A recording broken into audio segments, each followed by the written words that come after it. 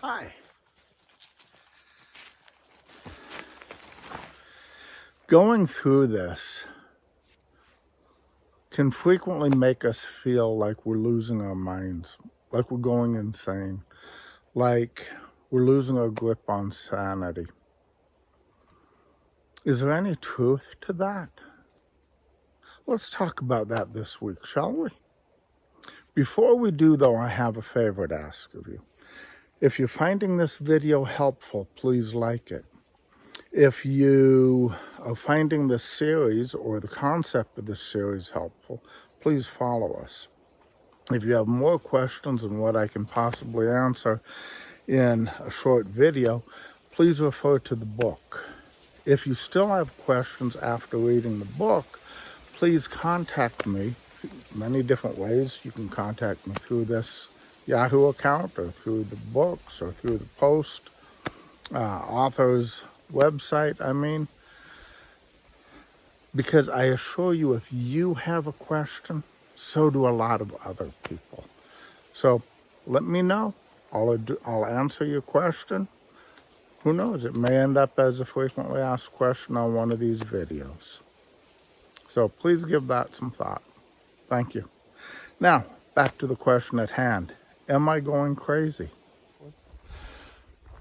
Many of the games of addiction are designed to make us question our sense of reality, to make us feel like we're losing our grip on reality, which in many definitions is part of the definition of insanity. The most well-known of these games is gaslighting.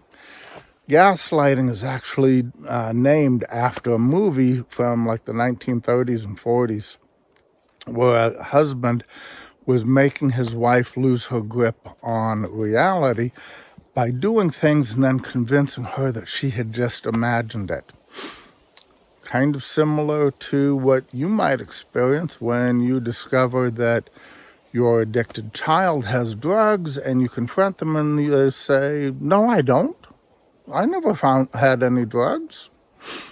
Or they did something and you confront them and they deny ever having done it. That's gaslighting, okay?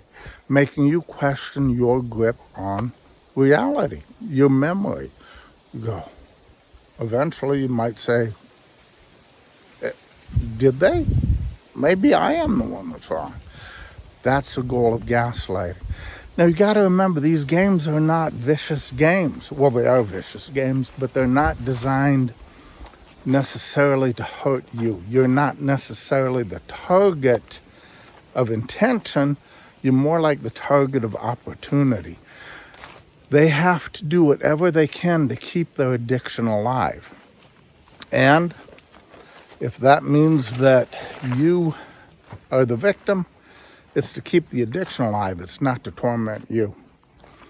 Does that make sense? On the other hand, there's something else that's going on. And that is your coping skills are simply not up to the task. Coping skills have often been referred to as that thing you develop only after you needed it.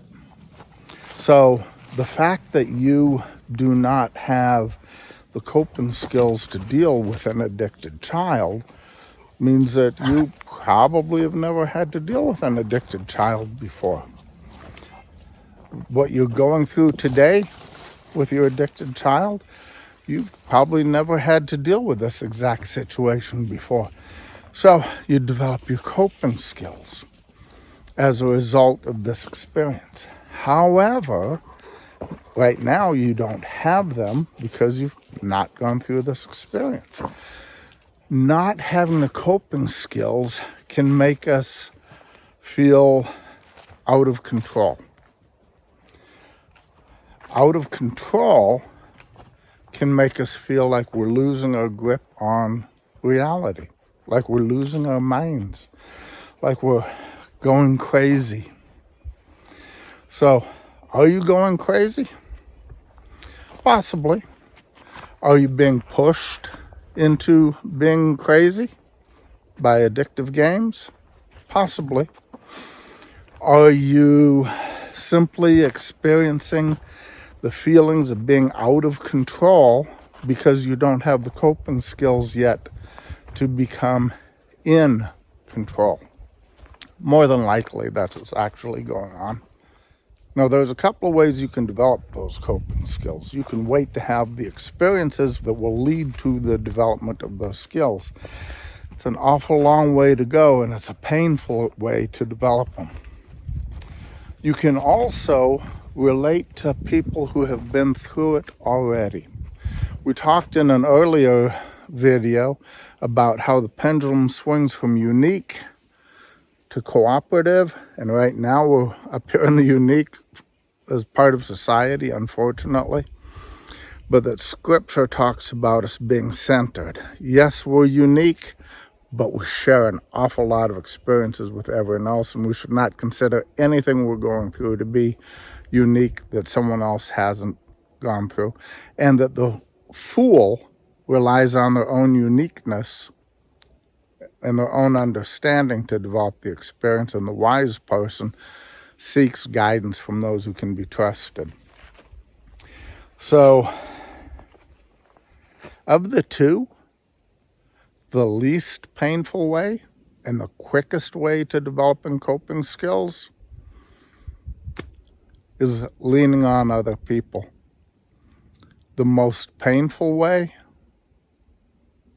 is trying to develop them on your own. I don't know about you, but I'm not a fan of the long, slow, painful routes.